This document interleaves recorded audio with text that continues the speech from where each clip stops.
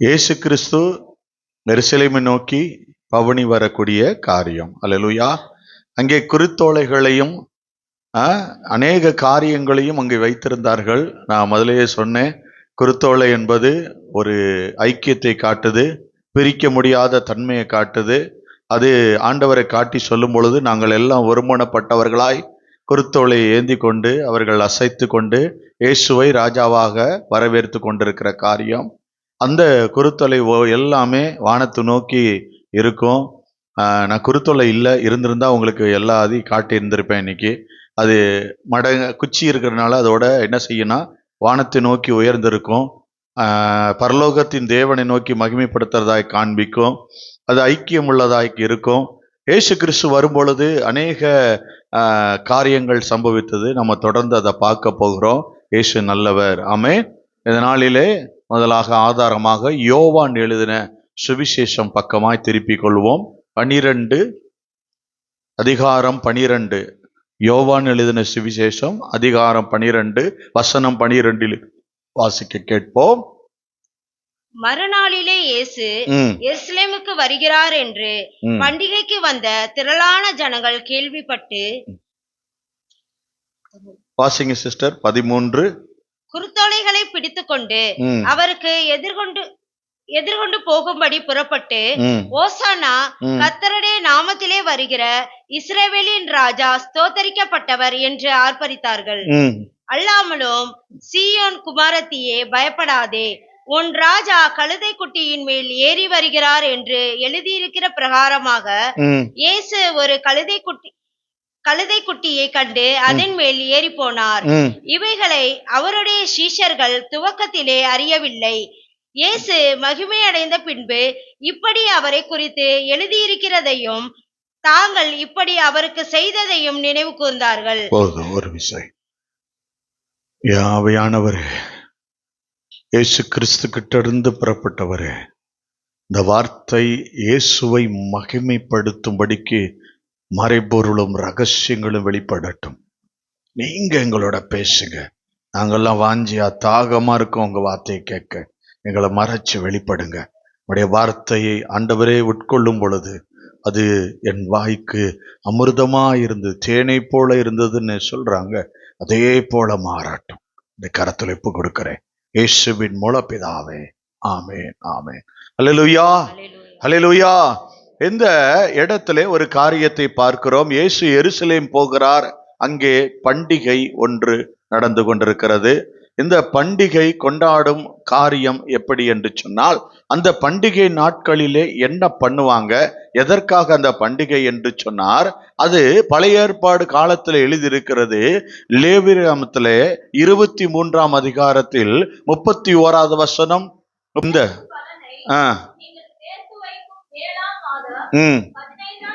நிலத்தின் பலனை நீங்கள் சேர்த்து வைக்கும் 7ஆம் மாதம் 15ஆம் தேதி முதல் கர்த்தருக்கு 7 நாள் ஆசரிக்க கடவீர்கள். முதலாம் நாளிலே ஓய்வு, 8ஆம் நாளிலே ஓய்வு, முதல் நாளிலே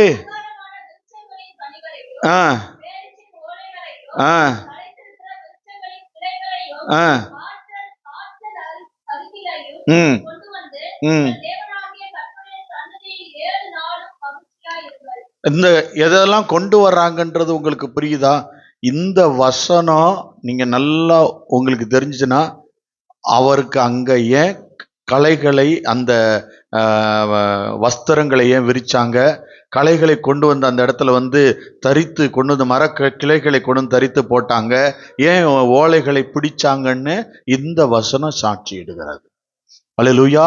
இந்த வசனத்திலே இந்த காரியம் எழுதப்பட்டிருக்கிறது. ஓலைகளையும் என்ன எழுதியிருக்கு அங்கே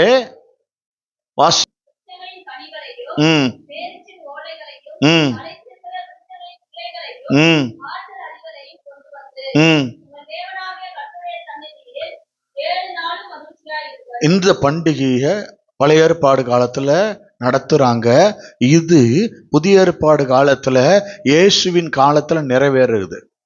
இயேசு வரும்பொழுது அங்கே நிறைவேறுகிற காரியம் ஒன்று நடந்துகிட்டு இருக்கு. எல்லாமே இயேசு வேதத்தின்படிதான் அங்க நிறைவேற்றி முடிப்பார். அல்லேலூயா. இங்க என்ன செய்யறாரோ எழுதி இருக்கோ இதையெல்லாம் பாத்தீங்கன்னா இயேசு எல்லாத்தையும் வேத வசனத்தை நிறைவேறிற்று, முடிந்தது, செய்து முடித்தாச்சு, பிதாவே முடி செய்தேன், எல்லாமே இப்படி சொல்லிக்கிட்டே வருவார். ஏன்னா பழைய ஏற்பாடுல இயேசு கிறிஸ்துவை குறித்து தீர்க்க தரிசனம் அத்தனையும் இயேசு அதை நிறைவேற்றி முடிக்கிறார். அல்லேலூயா. ஏன் அவரு இந்த இடத்துல வரணும், இப்படிப்பட்ட காரியம் நடக்குது அப்படின்னா பாருங்க, இந்த இடத்துல 2 மிருகங்களை குறித்து கொடுக்கப்படுகிறது. ஏன்னா அவர் பவனி வருகிறார், அவர் எருசலேம் நோக்கி போறாரு. 2 விதமான மிருகங்களை குறித்து சொல்லப்படுகிற பழைய ஏற்பாடு காலத்துல புதிய ஏற்பாடு காலத்திலையும் பாத்தீங்கன்னா 2 மிருகம் சொல்லப்படும். ஒன்று கழுதை, இன்னொன்று குதிரை. இந்த 2 மிருகங்களையும் கொடுக்கப்படும். கழுதையில வர்றவங்க வெற்றி சிறந்தவங்க. அல்லேலூயா. கழுதையில வர்றவங்க வெற்றி சிறந்தவங்க, குதிரையில போறவங்க யுத்தத்துக்கு போறவங்க. அல்லேலூயா. வெற்றியை தேடி போறவங்க, அவங்க வெற்றி பெற்று திரும்பி வருகிறவர்கள் தான் கழுதையில வர்றவங்க. அல்லேலூயா. இப்படி காரியம் நடக்கிறத இயேசு கிறிஸ்து அங்க என்ன செய்யப்படுறாரு, பவனியாக அவர் எருசலேமை நோக்கி கழுதை மேல, கழுதை குட்டியாகிய மரியின் மேல அவர் கடந்து போகிறாரு. எந்த வசனத்தை நிறைவேற்றணும்னா சகரியா 9:9 வசனத்தை அவர் நிறைவேற்றும்படி அவர் கடந்து போகிறார். சீயோன் குமாரத்தியே மிகவும் களிகூர்ந்து, எருசலேம் குமாரத்தியே கெம்பீரி, இதோ உன் ராஜா உன்னிடத்தில் வருகிறார், அவர் நீதியுள்ளவரும் இரட்சிக்கிறவரும் தாழ்வையுள்ளவரும் கழுதையின் மேலும் கழுதை குட்டியாகிய மரியின் மேலும் ஏறி வருகிறவருமாயிருக்கிறார். இந்த தீர்க்க தரிசனம் 400 ஆண்டுகளுக்கு முன்பாக சொல்லப்பட்டது. இந்த 400 ஆண்டுகளுக்கு முன்பாக சொல்லப்பட்ட தீர்க்க தரிசனத்தை 400 வருடங்களுக்கு பிறகு இயேசு வந்து நிறைவேற்றி முடிக்கிறார். அல்லேலூயா. மல்கியாவுக்கும் மத்தேயுக்கும் இடையில 400 ஆண்டு தேவன் பேசாத ஆண்டுகள் இருந்தது. இந்த ஆண்டுகளுக்கு முன்பாக தீர்க்கமாய் சொல்லப்பட்ட காரியத்தை கர்த்தர் அங்கே நிறைவேற்றி முடிக்கிறார். அல்லேலூயா. இருக்கீங்களா? கர்த்தர் அந்த காரியத்தை என்ன சொல்றாங்க இந்த இடத்துல, இந்த வசனத்துல என்ன சொல்லுது, உன் ராஜா உன்னிடத்தில் வருகிறார். அல்லேலூயா. ராஜா வருகிறார். அப்ப இயேசு கிறிஸ்துவ ராஜான்னு எங்க குறிப்பிட்டாங்க? அவர் ராஜாவா சொல்றதுக்கு எந்த இடத்துல கொண்டு வந்துச்சு? சிலுவை மேல எழுதிச்சா? சிலுவை மேல எழுதினா இவர் யூதருடைய ராஜான்னு எழுதியிருந்தாங்களா? அவர் ராஜா. நம்ம இன்னைக்கு அவர் ராஜாதி ராஜான்னு ஒத்துக்கணும், சொல்லணும். வேதத்துல பல இடங்கள்ல பாத்தீங்கன்னா அவர் ராஜான்னு சொல்லப்பட்டுச்சு. அவர் எதுக்காக வருகிறார்னு யூதா 14 வசனம் வாசிங்களேன்.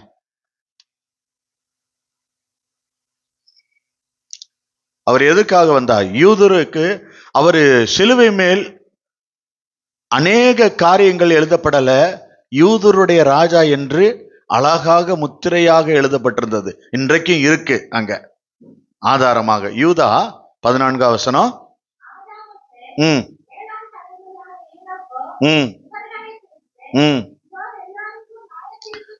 எதுக்கு வர்றாரு? எல்லாருக்கும் நியாய தீர்ப்பு கொடுக்கிறவர் எதுல வருவார் தெரியுமா? நியாய தீர்ப்பு கொடுக்கிறவர் எதுல வருவாரு? குதிரையில வருவாரு. சமாதானத்தோட வரும்பொழுது எப்படி வந்தாரு? எருசலேமுக்கு வரும்போது கழுதை மேல வந்தாரு. நான் சொன்ன வசனத்தை உங்களுக்கு முன்னாடி சொல்றத புரிஞ்சுக்கிட்டீங்கன்னா அந்த வசனத்தை உங்களுக்கு அழகா புரியும். முதல்ல யாரையுமே அவர் தண்டிக்கவே இல்லை. இயேசு மனிதனாய் பூமியில இருக்கும் பொழுது எல்லாரும் தப்பு செய்யும் பொழுது அவங்ககிட்ட போய் அவங்க தப்பை உணர்த்தினார், அதை மனம் திரும்ப வாய்ப்பு கொடுத்தார். அவர் இரக்கம் பாட்டினார். என்ன செஞ்சாரு? கழுதை மேல வந்தவர் சமாதானத்தை கூறினார். அதற்கு பிறகு அவர் வரும்பொழுது எப்படி வரப்போறாரு? நியாயம் தீர்க்கிறவராய் நியாய தீர்ப்பு செய்கிறவராய் வருவாரு. அப்படி வர்றாருன்னா அவர் எதுல வருவார்னா, வெளிப்படுத்தல் 19ஆம் அதிகாரம் 11வது வசனத்தில் எழுதி இருக்கிறது. அவர் திரும்ப வரும்பொழுது எப்படி வருவார்? நியாயந்திருக்க போறாரு, நியாயந்திருக்க வரதான் போறாரு. ஆனா அங்க வசனம் சொல்லுது 19:11, பின்பு பரலோகம் திறந்திருக்க கண்டே இதோ ஒரு வெள்ளை குதிரை காணப்பட்டது. வந்துருச்சா வெள்ளை குதிரை? பெறப்பட்டுருச்சு. வெள்ளை குதிரை வருகிறது. அதன் மேல் ஏறி இருந்தவர் உண்மையும் சத்தியமும் உள்ளவர் எனப்பட்டவர். வேற யாராவது இருக்காங்களா? வானத்துல, பூமியில, சமுத்திரத்தின் ஆழத்துல உண்மையுள்ளவர் வேற யாரா இருக்காங்களா?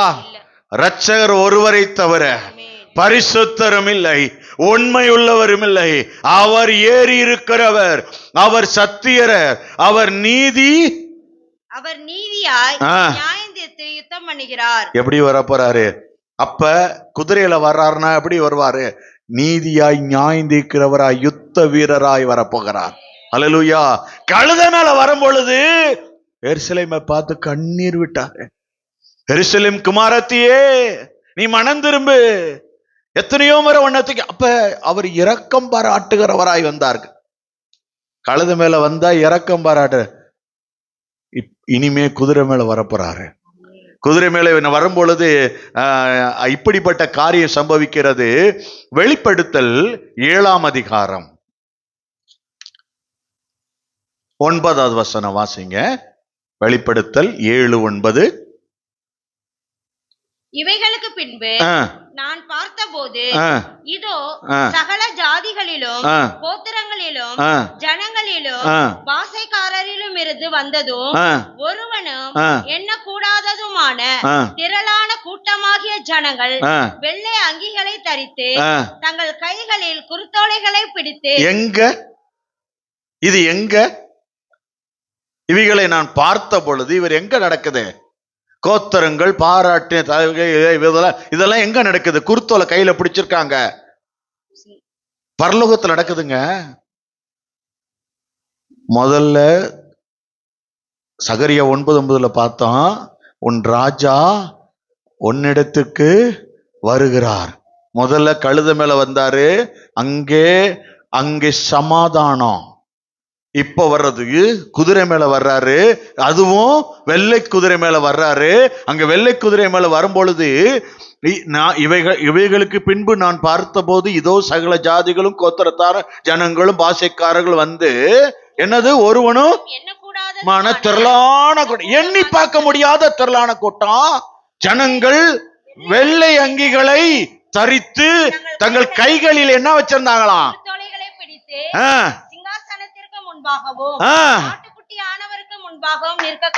ஹல்லேலூயா. இப்ப தெரியுதா ஏன் அதை பிடிக்கிறாங்கன்னா, அவர் ராஜா என்பதை அறிக்கையிடுறாங்க. ராஜா என்பதை அவர்கள் சொல்றாங்க. ஒரே ராஜா நமக்கு இயேசு ஒருத்தர் தான். ஹல்லேலூயா. அவர்தான் நம்ம மகாராஜா, சகலத்தை செய்கிறவர். 10வது வசனம். அவர்கள் மகா சத்தமிட்டு ரட்சிப்பின் மகிமை சிங்காசனத்தின் மேல் வீற்றிருக்கிற எங்கள் தேவனுக்கும் ஆட்டுக்குட்டியானவருக்கும் உண்டாவதாக என்று ஆர்ப்பரிக்கிறாங்க. எங்க நடந்துச்சு? கழுதை மேல வரும்போது நடந்துச்சா? நம்ம அந்த வசனம் பார்க்க போறோம். ஆர்ப்பரிக்கிறாங்க. இது எங்க நடக்குது? பரலோக ராஜ்யத்துல நடக்குது. அப்பொழுது அவர் வரும்பொழுது குதிரை மேல வருவாரு, நியாய தீர்ப்பு கொடுக்கிறவராய். ஜனங்கள் எல்லாரும் கோத்தரத்தார் அத்தனை பேரும் பார்க்கும்படி வருவாராம். ஹல்லேலூயா. குருத்தோலைகளை புதிய ஏற்பாடு காலத்துல யோவான் 12ஆம் அதிகாரத்துல 13வது வசனம் வாசிங்களேன். நம்ம வாசிச்சோம் பாருங்க. 12:13. குருத்தோலைகளை பிடித்துக் கொண்டு அவருக்கு எதிர்கொண்டு போகும்படி புறப்பட்டு. எப்படி வரும்போது? இது கழுதை மேல வரும் பொழுது எல்லா ஜனங்களும் நாங்க ஒருமனப்பட்டு ஒரே குருத்தொலை எல்லாம் ஒன்னா பிடிச்சா என்ன அர்த்தம்னா, நாங்கெல்லாம் ஒன்னா இருக்கோம். என்ன சொல்ல போறோம்னா, நீங்க தான் எங்க ராஜான்னு நாங்க எல்லாரும் ஒருமனப்பட்டு சொல்ல போறோம்னு அர்த்தம். அல்லேலூயா. மேல பிதா சாட்சி. அல்லேலூயா. குருத்தோலையை பிடித்து கொண்டு அவர்கள் எதிர்கொண்டு போகும்படி புறப்பட்டு, ஓசன்னா கர்த்தருடைய நாமத்திலே வருகிற இஸ்ரவேலின் ராஜா. அல்லேலூயா. இஸ்ரவேலின் ராஜா ஸ்தோத்தரிக்கப்பட்டவர் என்று ஆர்ப்பரித்தார்கள். வெளிப்படுத்தல் எழுதியிருக்கா?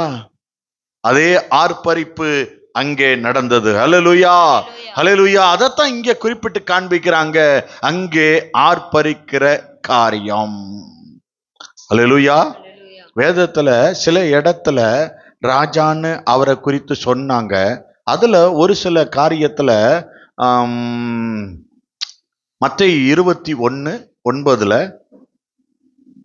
என்ன சொன்னாங்க? ஜனங்களை 21ஆம் அதிகாரம் 9ஆம் வசனத்துல ஜனங்க இயேசு குறித்து சொன்ன காரியம், முன்னடப்பாரும் பின்னடப்பாருமாகிய திரளான ஜனங்கள் தாவீதின் குமாரனுக்கு ஓசன்னா, கர்த்தரின் நாமத்திலே வருகிறவர் உன்னதத்திலே ஓசானா என்று சொல்லி ஆர்ப்பரித்தார்கள். அல்லேலூயா. ஜனங்க எல்லாரும் என்னவா செய்யறாங்க? அவரை ராஜாவாக ஆர்ப்பரிக்கிறார்கள். யாருடைய நாமத்துல வருகிறார்?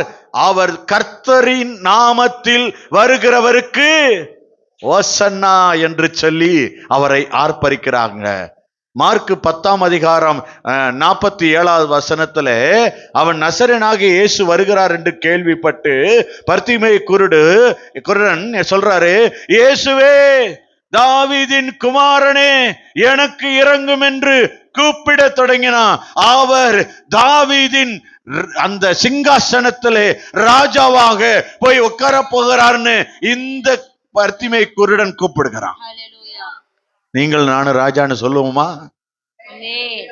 அவர் ராஜாதி ராஜா, அவர் ராஜாதி ராஜா, அவர் கர்த்தாதி கர்த்தர். நம்ம எல்லாம் ஏகோபித்து அவர் ராஜாதி ராஜா, இயேசு ராஜாதி ராஜா சொல்லுவோமா?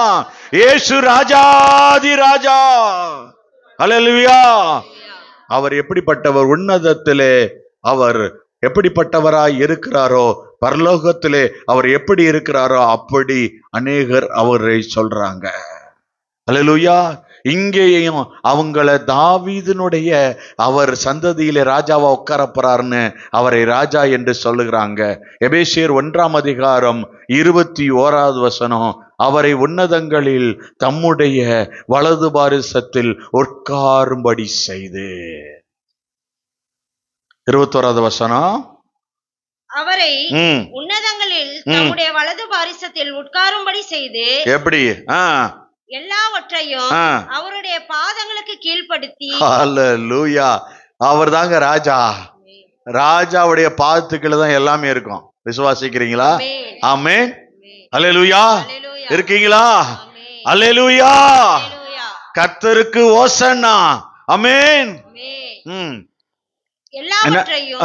எல்லாவற்றாலும் நிரப்புகிறவருடைய நிறைவாகிய சரீரமான சபைக்கு அவரை எல்லாவற்றிற்கும் மேலான தலையாக தந்தருளினார். அல்லேலூயா.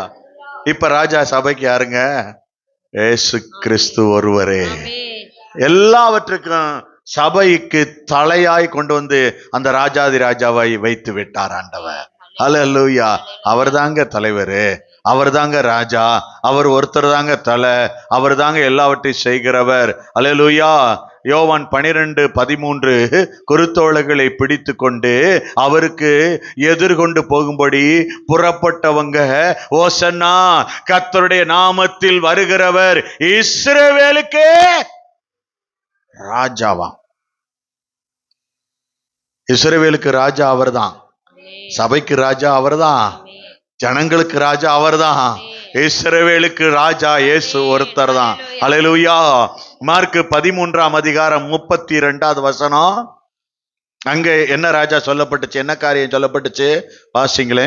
மார்க் 13ஆம் அதிகாரம் 32ல அந்த நாளையும் அந்த நாளிகையையும் பிதா ஒருவர் தவிர மற்றொருவனும் அறியான். யாருக்குமே தெரியாது. அவர் குதிரையில, வெள்ளை குதிரையில வரப்போறது, அவர் ராஜாவா வீட்டிற்கு அவர் உட்காரும் பொழுது பிதா ஒருத்தர் தான் அறிவார்.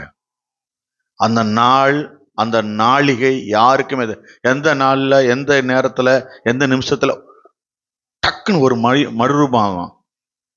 நம்ம சபையார் எல்லாம் மறுரூபம் ஆயிடுவாங்க டக்குன்னு. அந்த பார்த்தீங்களா, ஒரே ஒரு ஆள் மட்டும்தான் அதை நம்பிக்கை வச்சு ஆமேன்றாங்க. நம்ம எல்லாம் மறைஞ்சிருவாங்க. ஒரு ஒரு ஒரு நொடி பொழுதுல, ஒரு நாளிகையில எல்லாம் மறைந்து ஓடி போகும். அல்லேலூயா. பரலோகத்தில் உள்ள தூதர்களும் அறியார்கள், அதை அறியார்கள், அவருக்கும் தெரியாதான். பிதா ஒருத்தர் தான் ஆர்டர் கொடுக்கிறவரு. அவர் சொன்ன உடனே ராஜா வெள்ளை குதிரையில ஏறிடுவாரு. நம்மை ஆளும் பிரபு பெறப்பட்டு வருவாரு. அல்லேலூயா. மத்தேயு எழுதின சுவிசேஷம் 21ஆம் அதிகாரம் 2வது வசனத்துல என்ன செய்யறாங்க? இந்த ரெண்டு மிருகத்துல ஒரு மிருகத்தை குறித்து அங்கே எழுதியிருக்கிறது. மத்தேயு 21ஆம் அதிகாரம் 2வது வசனத்துல, உங்களுக்கு எதிரே இருக்கிற கிராமத்துக்கு போங்கள், போன உடனே அங்கே ஒரு கழுதையும் அதனுடைய ஒரு குட்டியையும் கட்டி இருக்க காண்பீர்கள், அவைகளை அவிழ்த்து என்னிடத்தில் கொண்டு வாருங்கள். ஒரு காரியத்தை அங்க சொல்றாங்க, அவிழ்த்து என்னிடத்திலே கொண்டு வாருங்க. ஒருவன் உங்களுக்கு ஏதாகிலும் சொன்னால் இவைகள் ஆண்டவருக்கு வேண்டும் என்று சொல்லுங்கள், உடனே அவைகளை அனுப்பிவிடுவான் என்று சொல்லி அவர்களை அனுப்பினார்.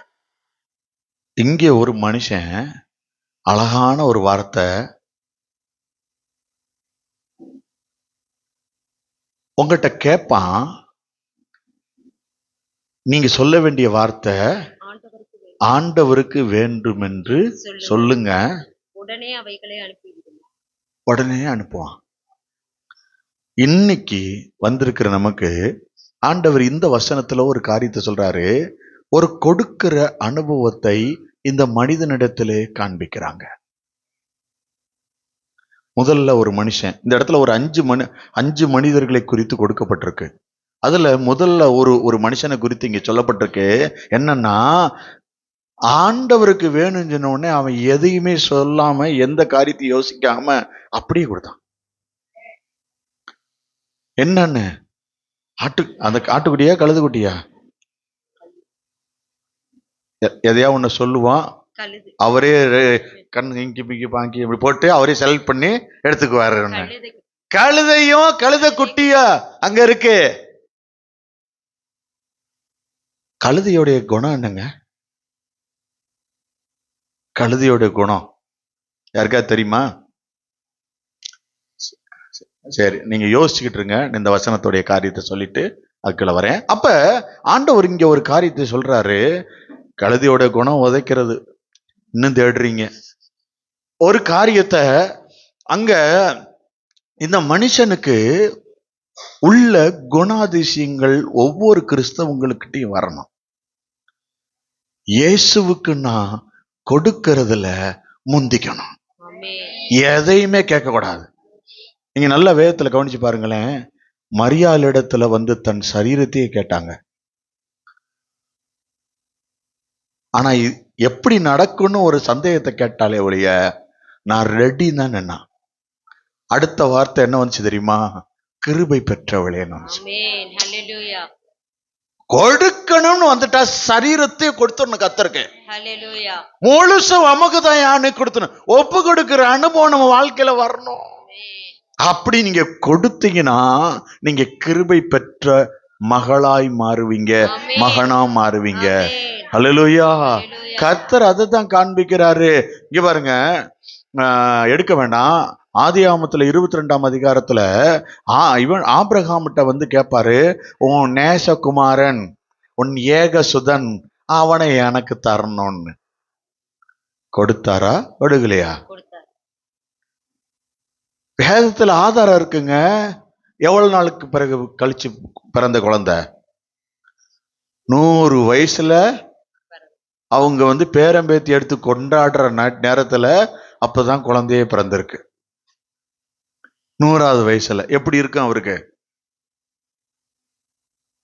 ஆபிரகாம் மரிக்கும் பொழுது அவன் வயது என்ன? எங்க சிலுவை பாதைக்கு வந்த, சிலுவை தியானத்துக்கு வந்தவங்க எல்லாம் சொல்லுங்க. ஐயோன்னு தெரியாம விட்டனே. எத்தனை வயசு? ஆபிரகாம் உயிரோடு இருந்த காலம் எத்தனை வயது? கேட்கல.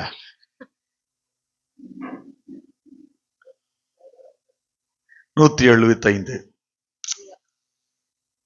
அப்ப ஆண்டவர் பாருங்க, அந்த 75 வருஷம் அந்த குழந்தையோட விளையாடும்படிக்கு கிருபை செஞ்சிருக்காரு.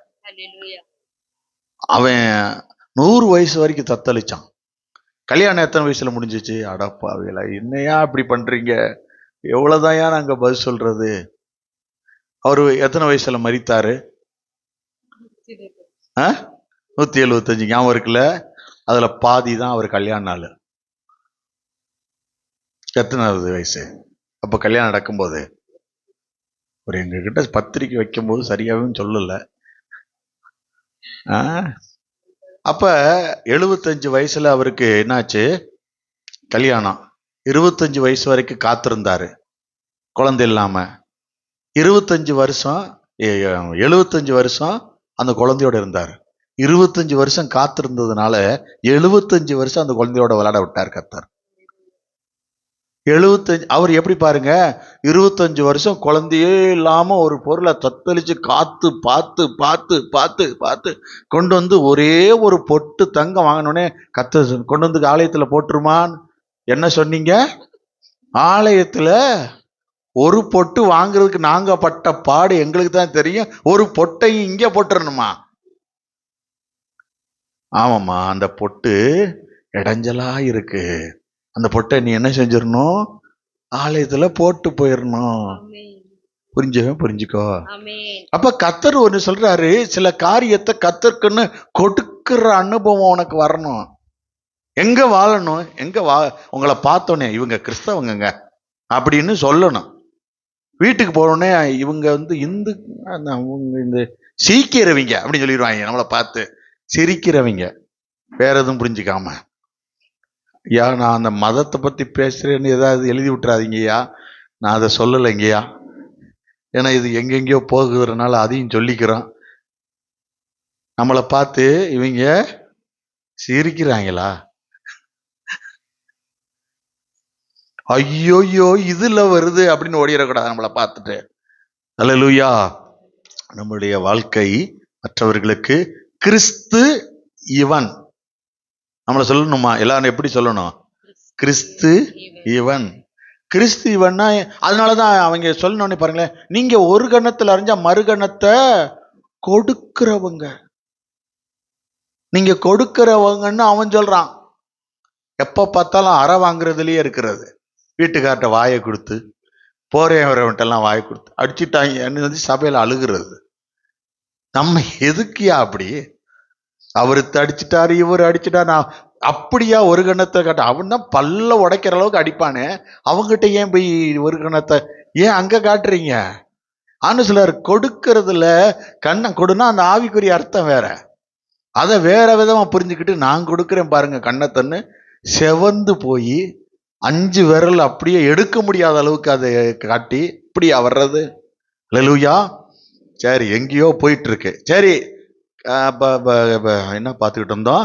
அப்ப மனுஷன் கொடுக்கிற அனுபவத்துக்குள்ள வரணும். யாரெல்லாம் கேட்டா கொடுக்கிறவங்களா இருக்கீங்களோ கர்த்தர் உங்களை நேசிக்கிறார்.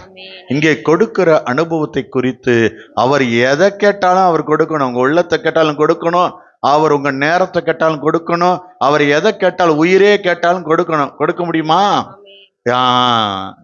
ஆண்டவரே நோட் பண்ணிக்கிச்சுங்க. ஆண்டவரே, இவங்க வலுக்கட்டாயம் உள்ள வந்திருக்காங்க, கொடுப்பான். எப்போ கொடுப்பான்? 68 67க்கு அப்புறம் கண்ணாடி எல்லாம் போட்டு வந்து சரியா பைபிளே வாசிக்க முடியல, இருந்தாலும் கர்த்தருக்காக வேலை செய்யணும்னு வந்தோம். எப்ப?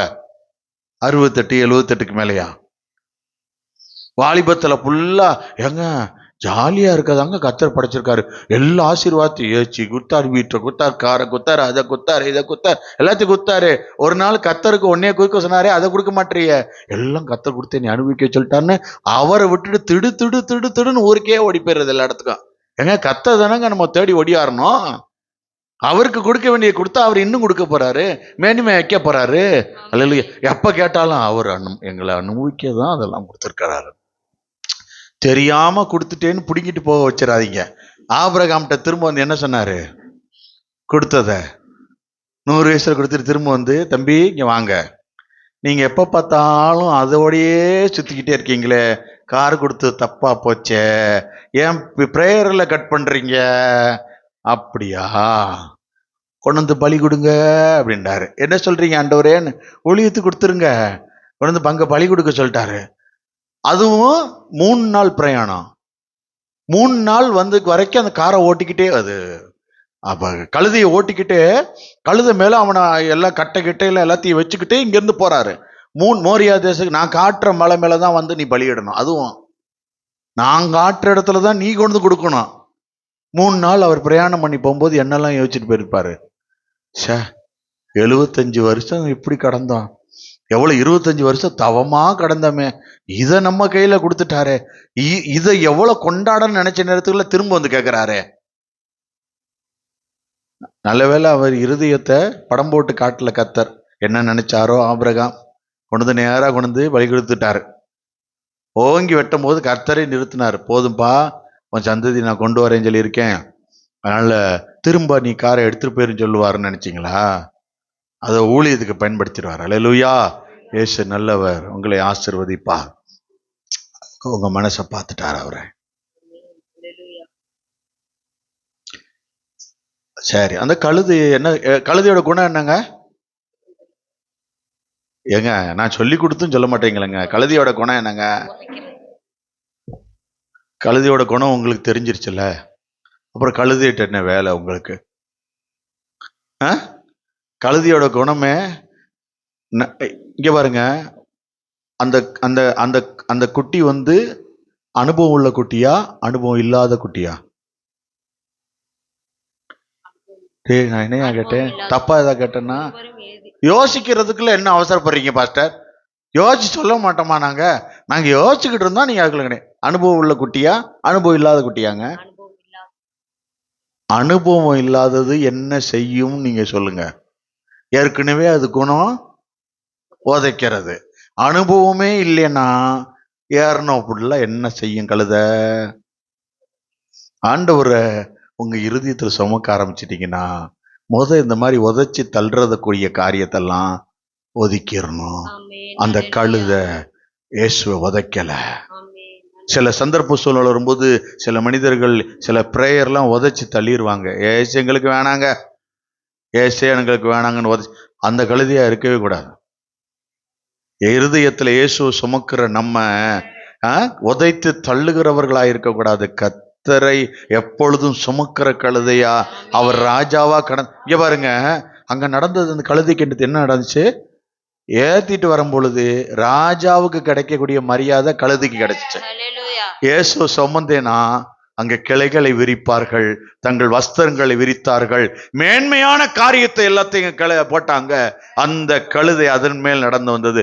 கர்த்தர் இங்கே சொல்லுகிறார், நீ இயேசுவை சுமக்கிற கழுதை குட்டியாய் நீ இருந்தேனா, அந்த மரியா இருந்தேனா, கர்த்தர் சொல்றாரு, உனக்கு கொடுக்கக்கூடிய மரியாதை ராஜாவுக்கு கொடுக்கிற மரியாதை உனக்கு கொடுக்கப்படும்.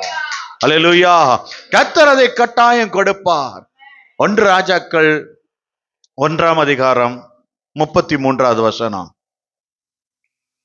1 ராஜாக்கள் 1ஆம் அதிகாரம் 33வது வசனம்.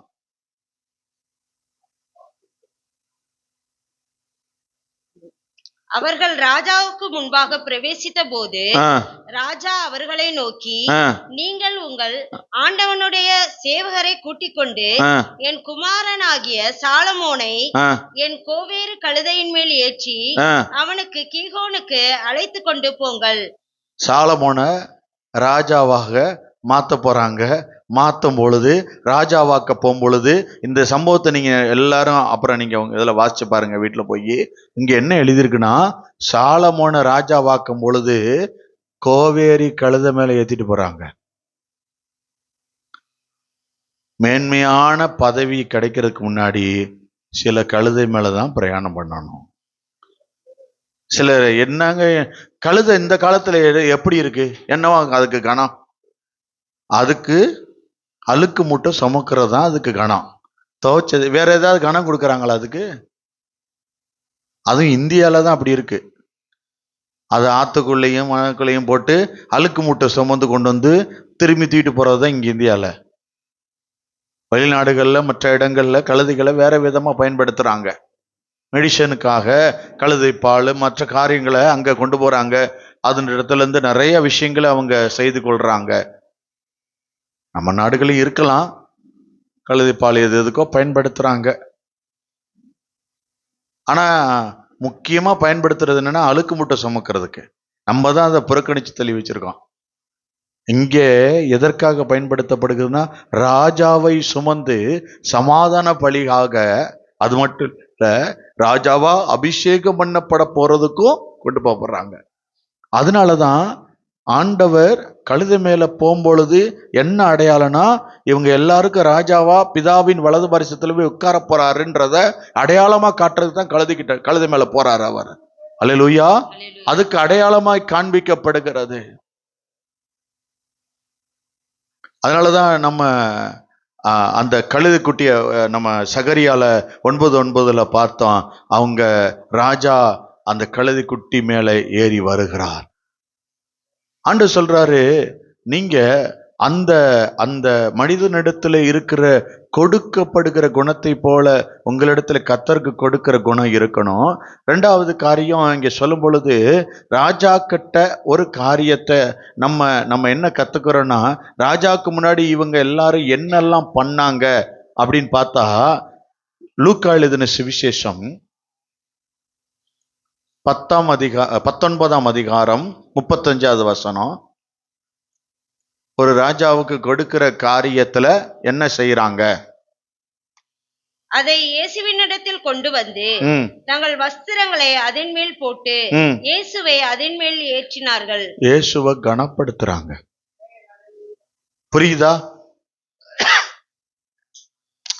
அங்க இருந்தவங்க தங்கள் வஸ்திரங்களை ஆண்டவருக்காக கொடுக்கிறவங்களா இருந்தாங்க. 7 வஸ்திரங்கள் இருக்கிறது வேதத்துல. 7 வஸ்திரத்தை கர்த்தர் கொடுக்கிற வஸ்திரம் இருக்கு. அந்த வஸ்திரத்தை கர்த்தருக்கென்று பயன்படுத்துகிறவங்களா இருக்கணும். அல்லேலூயா. துதியின் வஸ்திரம், மெல்லிய வஸ்திரம், அநேக வஸ்திரங்கள் கொடுக்கப்பட்டிருக்கு. ராஜ வஸ்திரம், ஒவ்வொரு வஸ்திரங்களும் அங்க என்ன சொல்லப்படுது? கர்த்தருக்காக கொடுக்கிற காரியத்தை குறிப்பிடுகிறது. அல்லேலூயா. அங்கே ஒரு காரியத்தை காண்பிக்கிறாங்க. இயேசு கிறிஸ்துவை கனப்படுத்துறாங்க. தங்கள் வஸ்திரங்களை எடுத்து, ஏங்க சட்டையை கலட்டி ட்ரெஸ்ஸை எடுத்து போடுறதுக்கு அவங்க மேல நம்ம இந்த உலகத்துல தாண்டி அன்பு வச்சிருந்தா தாங்க அதை செய்ய முடியும். ஈஸியா இப்போ நம்ம குழந்தை கீழே படுத்துருச்சு, படுத்த உடனே நம்ம உடனே சும்மா படுத்துட்டோம் அப்படின்னு விட்டுருமா? உடனே குழந்தைய தூக்கிக்குவான், கீழே ஒரு நம்ம ஷால் எடுத்து கீழே விரிச்சு விடுவான், இல்லைன்னா ஒரு பெட்ஷீட் எடுத்து போடுவான், தலாணி பாய எதையோ ஒன்று போட்டு அங்கே குழந்தைகளை படுக்க வைக்கிறதுக்கு அங்கே சுற்றி கவனிச்சுக்கிட்டே இருப்போம். பூச்சி இருக்கா, எறும்பு இருக்கா, எது வர்றதா போகுதா, எவ்வளோ விஷயம் பார்ப்போம். தங்கள் வஸ்திரங்களை போட்டாங்கன்னா எவ்வளோ கனப்படுத்துறாங்க பாருங்க ஆண்டவரை.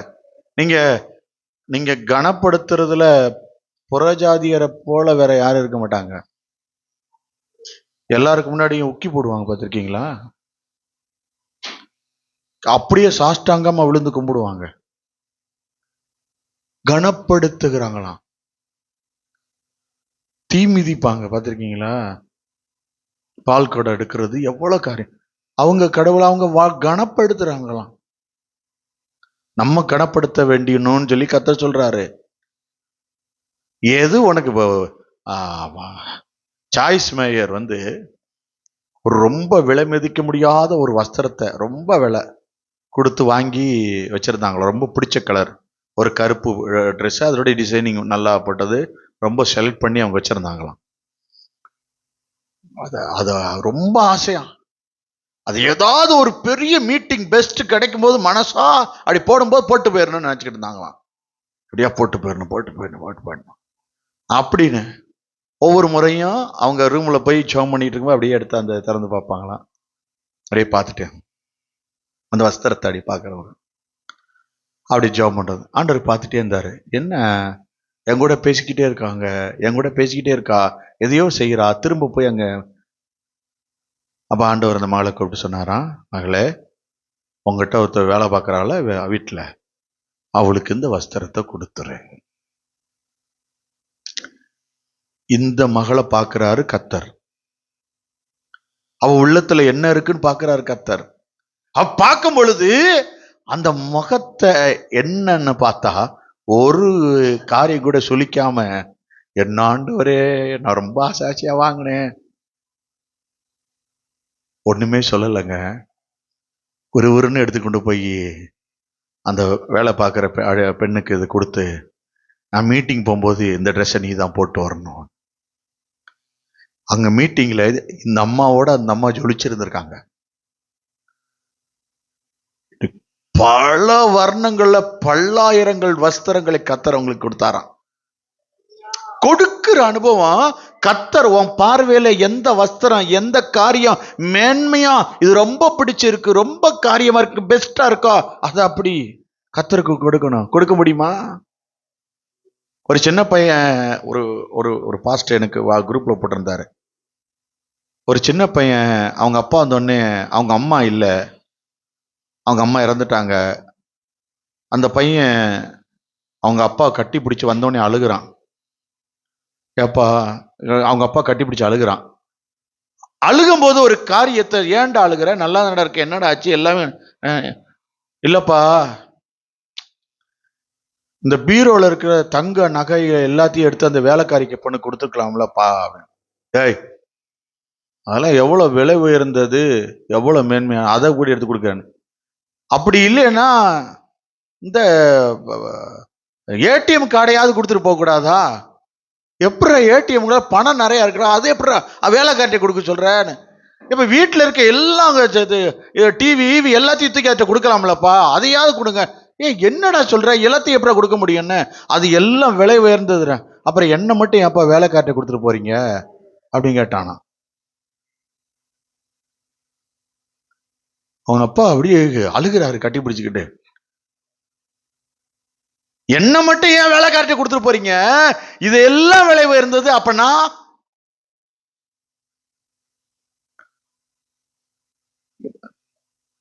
தகப்பனுக்கு தன் பிள்ளை எவ்வளவு பெஸ்ட், தன் தாய்க்கும் தன் குடும்பத்திற்கும் தன் பிள்ளை எவ்வளவு மேன்மை, அதை யாரு கையில கொடுக்கிறோம்,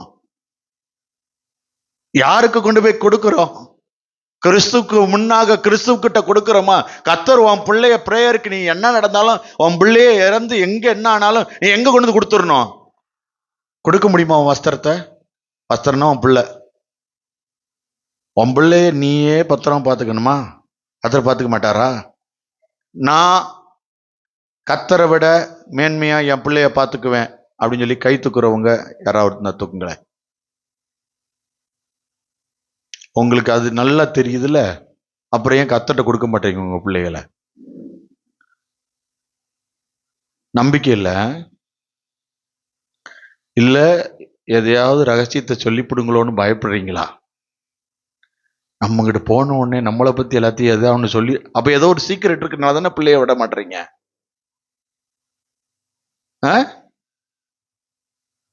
இன்னைக்கு பாப்பேன் முடிஞ்ச உடனே எல்லா குழந்தைங்களும் இங்க இல்ல, ஏதோ ஒரு சீக்கிரட் இருக்குன்னு மைக்கு போட்டு அனௌன்ஸ் பண்ணுவேன்.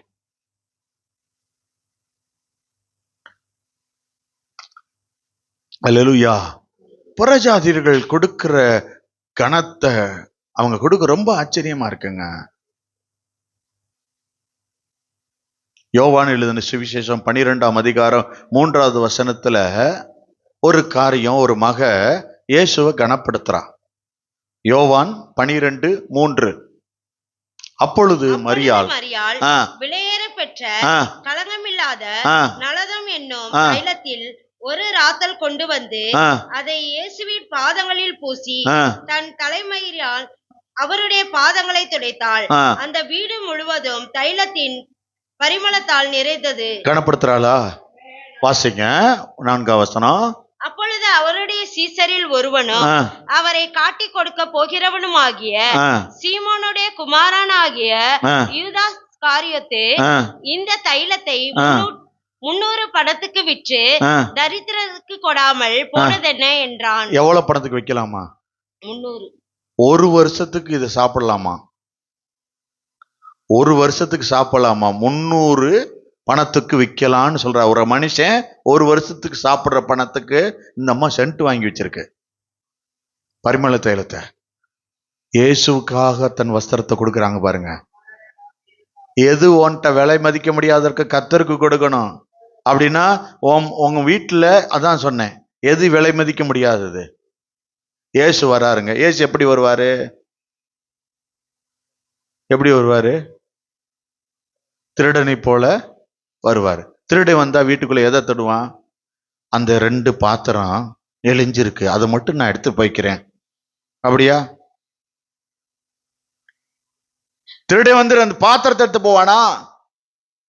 எது விலை உயர்ந்ததோ அதை தான் எடுப்பான். இயேசு வர்றாரு, இயேசு பார்வையில எது விலை உயர்ந்ததா இருக்கும்? உங்க ஆத்துமா தான், வேற எதுவுமே இருக்காது. அவர் வரும் பொழுது ஆத்துமா தான் விலை உயர்ந்தது, அதுதான் எடுத்துட்டு போவாரு. ஹல்லேலூயா. பாருங்க, எதெல்லாம் அங்க வந்து அவ என்ன செய்யறான்? மேன்மையானதை 300 பணத்தை கொண்டு வந்து கர்த்தருக்குன்னு கொடுக்கிறான். அவங்க மனிதர்களை வசப்படுத்தும்படிக்கு வைத்திருந்த தன் மேல அடித்து கொண்டிருக்கிற அந்த அந்த அந்த அந்த வாசனை திரவியத்தை இயேசுவின் பாதத்துல ஊத்துறான். சரி, அவ இந்த காரியத்தை செஞ்சா இயேசு என்ன செய்யறாரு? வாசிங்க அடுத்த வசனம்.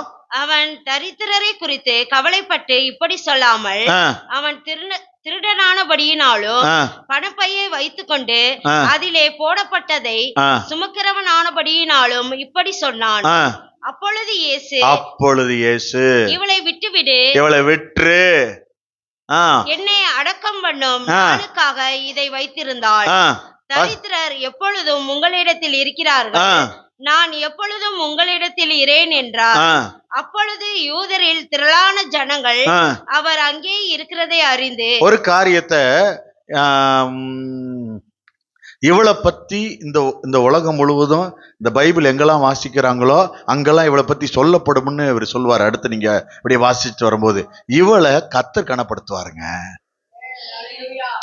இவளை பத்தி எங்கெல்லாம் இது வாசிக்கப்படுதோ அங்கெல்லாம் இவளை பத்தி சொல்லப்படும்னு இவரை கர்த்தர் விலை மதிக்க முடியாததை கொண்டு கர்த்தர் கொடுத்ததுனால கர்த்தர் இவளை மகிமைப்படுத்துறாரு.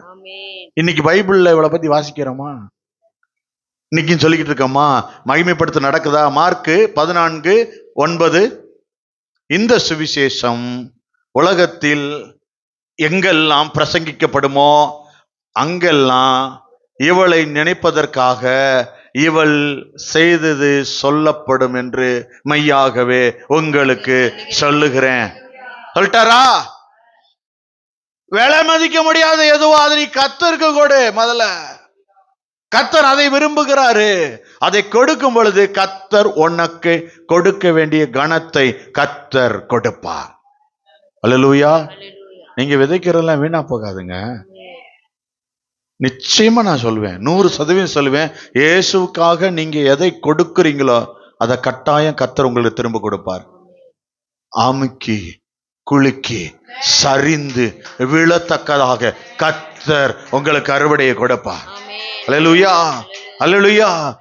இங்க பாருங்க, நான் உங்கள்ட்ட ஏற்கனவே நான் சொல்லியிருக்கேன், ஞாபகம் இருக்கான்னு தெரியல. ஒருத்தனை வாழ்த்தணும் நீங்க நினைச்சிட்டீங்கன்னா மனதார சந்தோஷமா அவனை வாழ்த்துங்க. நல்லா இருக்கணும் அவன் கண்ணு முன்னாடி. அப்படி நினைச்சிட்டீங்கன்னா நீங்க நல்லா இருக்கிறத இந்த உலகம் பார்க்கும். மனதார வாழ்த்துங்க. அல்லேலூயா. 1 சாமுவேல் 2ஆம் அதிகாரம் 30வது வசனம்.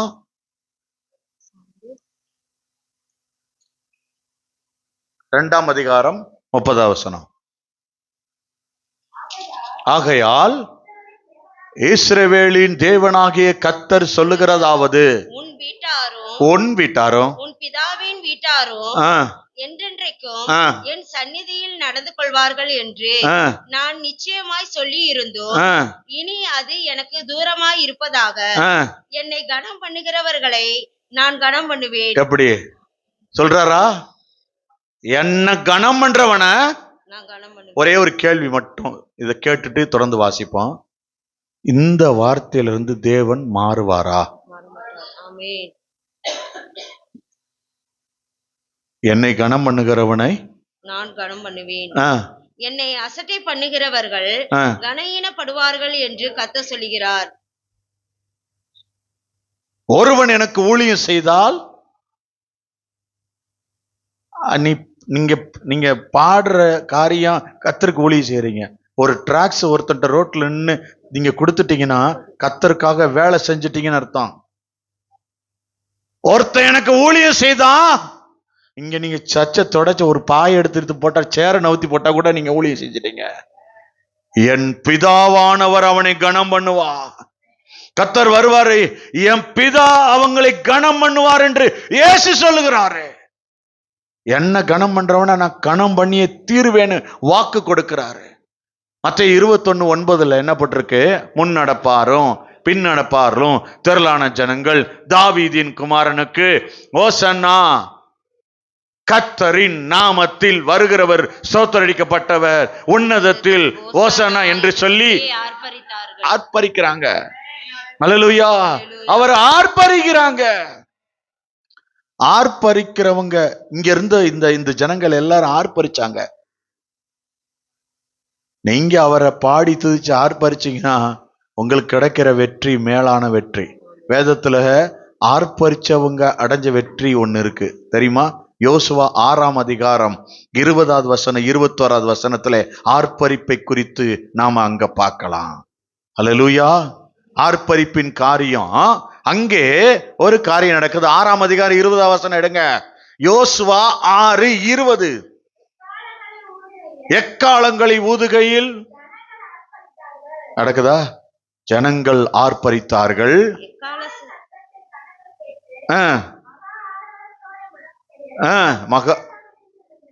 போதுமாங்க?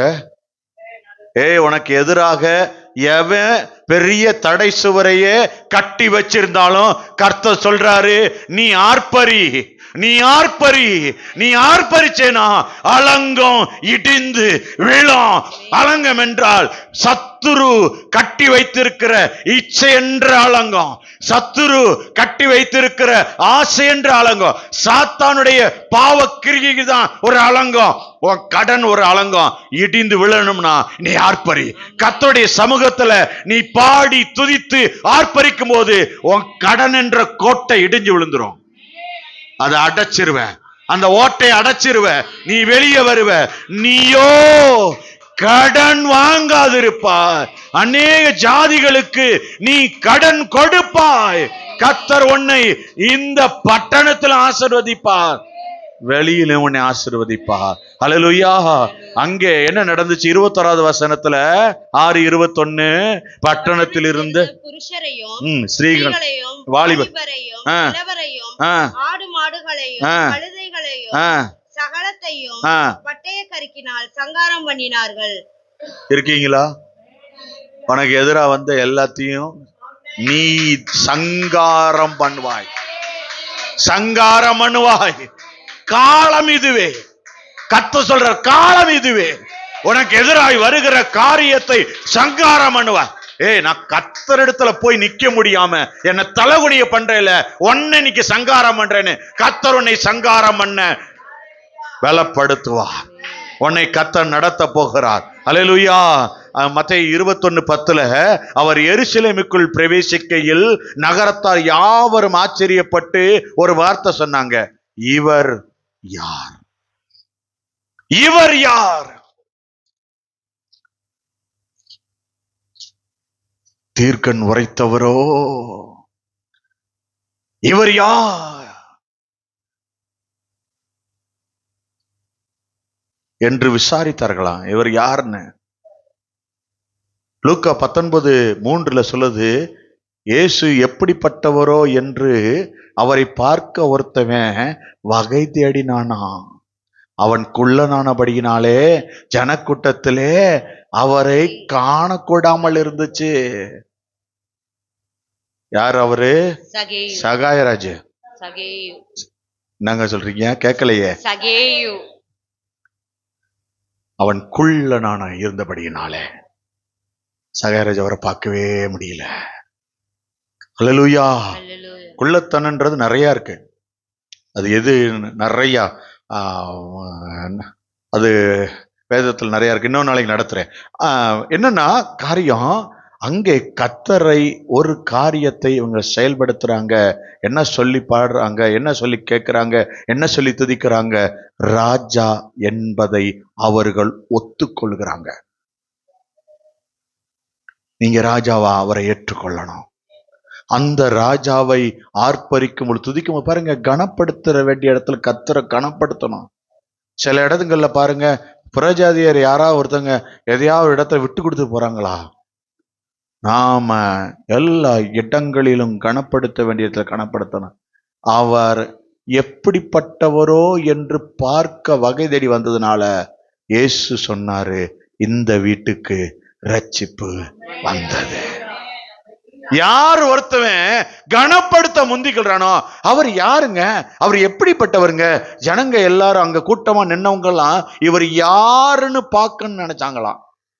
பார்க்கணும் நினைச்சவன கத்த சொல்றாரு, நான் என்ன பார்க்கணும், நான் யாருன்னு என்னை விசாரிக்கணும்னு ஒருத்தன் வந்துட்டானா அவன் வீட்டுக்குள்ள ரட்சிப்பு பாயுதுறான்றார்.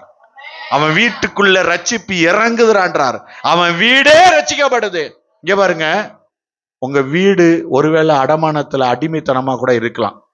உங்க வீடு எதையாவது ஒருத்தல கட்டப்பட்ட நிலையில கூட இருக்கலாம். கர்த்தர் சொல்றாரு, ரட்சிப்பு வருது அந்த வீட்டுக்கு. நீ உன் வீட்டுல கட்டப்பட்டே உட்கார்ந்து இருக்கேன், நான் இந்த வீட்டுல எப்படி இருக்கேன்? கர்த்தருடைய ரட்சிப்பு இன்றைக்கு உனக்கு வருது. இந்த ராஜா சொல்லுகிறார், கழுதை மேல வருகிறவர் சமாதான வார்த்தை இன்றைக்கு உனக்கு கொடுக்கிறாரு. என்ன தெரியுமா? உனக்கு ஒரு விசேஷித்த ரட்சிப்பு, உனக்கும் உன் வீட்டிற்கும் உன் பிள்ளைகளுக்கும் சகலத்திற்கும் உன் வேலையில கூட ரட்சிப்பு வருது. நம்புறியா? சில இடங்கள்ல ரட்சிப்பு மீட்பை கர்த்தர் கொடுக்கிறாரு. நீ எப்படிப்பட்டவர்னு பார்க்க இன்னைக்கு நீ வந்ததுனால கர்த்தர் சொல்றாரு, உனக்கு ஒரு விசேஷித்த காரியம். உன் ராஜா கழுதையின் மேலும் கழுதை குட்டியின் மேலும் வருகிறவர் சொல்லுகிறாரு, நான் என் ஜனத்தை மீட்கிற யூதருடைய ராஜா மட்டுமல்ல, இன்றைக்கு உங்களுடைய ராஜா. கட்டாயம் உங்களை மீட்கிறார். உங்கள் வீட்டுக்கு ரட்சிப்பு வருகிறது. உங்களுடைய பொருளாதார காரியத்திலே கர்த்தர் ரட்சித்து உங்களை மீட்டெடுத்து வெளியே கொண்டு வருகிறார். இது வரைக்கும் பொத்தலான பைகள்ல எல்லாம் புடிங்கிட்டு மருத்துவ செலவுக்கு பல காரியத்துக்கு திடீர்னு கடந்து போச்சு பாருங்க, அதெல்லாம் அடைக்க போறார். அதனாலதான் வீட்டுக்கு ரட்சிப்பை கொடுக்கிறார். ஏன்னா வீட்டுல உள்ள காரியம் தாங்க என்னை இழுத்துட்டு போகுது. இனி கர்த்தர்கிட்ட வந்துருவேன். ஒரு தடவை வந்து பாரு, இயேசு எப்படிப்பட்டவர்னு பாரு. எவ்வளவு தடை இருந்தாலும் ஏறி பாரு, சகையு போல தாண்டி பாரு. இன்னைக்கு இந்த படிக்கட்டு வழியா இந்த காட்டத்தி மரத்து மேல ஏறி வந்த உங்களுக்கு கர்த்தர் சொல்றாரு, நீ இறங்கி வா, இன்னைக்கு உன் கூட வரணும். இன்னைக்கு இறங்கி போகும்பொழுது கர்த்தர் உன் கூட உன் வீட்டுக்கு வருவாரு. உன் வீட்டுக்கு ஒரு ரட்சிப்பை கொடுப்பாரு. உன் வீட்டுல ஒரு மாற்றத்தை கொடுப்பாரு. இதுவரைக்கும் மாறாதவைகளை கர்த்தர் மாற்றி உன் கையிலே கொடுத்து உன்னை சாட்சியாய் நடத்துவேன் என்று நீ கர்த்தர் சொல்லுகிறார். ஜெபம்லாமா? கர்த்தர் நல்லவர். இன்றைக்கு இந்த குருத்தோலை ஞாயிறுல கர்த்தர் உனக்கு கொடுத்த மேன்மையான காரியத்தை கர்த்தர் உனக்கு ஆசீர்வாதமாய் கர்த்தர் மாற்றி கொடுக்க விரும்புகிறார். அந்த நல்ல தகப்பன் இன்றைக்கு உன்னோடு கூட இருந்து உன்னை வழிநடத்த அவர் வல்லவராய் இருக்கிறார். இன்றைக்கு இதோ உன் ராஜா சாந்த குணமுள்ளவராய் கழுதையின் மேலும் கழுதை குட்டி ஆகிய மரியின் மேலும் வருகிறார். உன்னிடத்தில் வருகிறார். சீயோன் குமாரத்தியே, பரலோகத்தின் பிள்ளையே, நீ கம்பீரி, நீ ஆர்ப்பரி, கர்த்தரை மகிமைப்படுத்து. தீர்க்கதரிசிகள் மகிமைப்படுத்தினார்கள், நிறைய ஜனங்கள் கனப்படுத்தினார்கள். நீ மகிமைப்படுத்தும் பொழுது அநேக இடத்துல பேசப்படுவ. நீ கனப்படுத்தும் பொழுது கர்த்தர் உன்னை உயர்த்துவார். கழுதையின் மேலும் கழுதை குட்டியாகிய மரியின் மேலும் இயேசு வருகிறார். திரளான ஜனங்கள் தங்கள் வஸ்திரங்களை விரிச்சாங்க. ஆண்டவரே, எனக்கு இது மேன்மையா இருக்கப்பா, இது எனக்கு எல்லாத்துக்கு அடுத்து மேன்மை, நீ எதை நினைக்கிறியோ அதை இறக்கி வை. இன்னைக்கு கர்த்தர்ட்ட கொடு. இது எனக்கு அல்ல, உமக்கே இது. இனி மகிமை உமக்கே. நான் வேற எந்த காரியத்துக்கும் என்ன கொடுக்க மாட்டேன், எந்த காரியத்துக்கும் என்ன அர்ப்பணிக்க மாட்டேன். நான் இப்ப உங்க கையில ஒப்பு கொடுக்கிறேன். இனிமே எல்லாவற்றை தாண்டி உம்மையே கனப்படுத்துவேன், உம்மையே மகிமைப்படுத்துவேன்.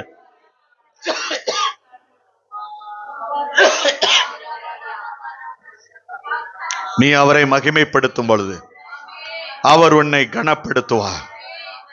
நிச்சயமா அவர் உன்னை கனப்படுத்துவார் மகளே. உன்னை கனப்படுத்த வேண்டிய அவர் காலம் வந்தது என்று சொல்லி இன்றைக்கு இந்த குருத்தோலை ஞாயிறுல உன்னை கட்டாயம் கனப்படுத்துவார், கட்டாயம் உன்னை மகிமைப்படுத்துவார், கட்டாயம் உன்னை உயர்த்துவேன் என்று கர்த்தர் சொல்லுகிறார். வந்த ஒவ்வொரு பிள்ளைகளை ஆசீர்வதியும், பிள்ளைகளுடைய தேவைகளை சந்தியும். ஆண்டவரே, நம்முடைய கிருபை பிள்ளைகளை தாங்கி வழி நடத்தட்டும். இயேசுவின் வல்லமையுள்ள நாமத்தில் பிதாவே.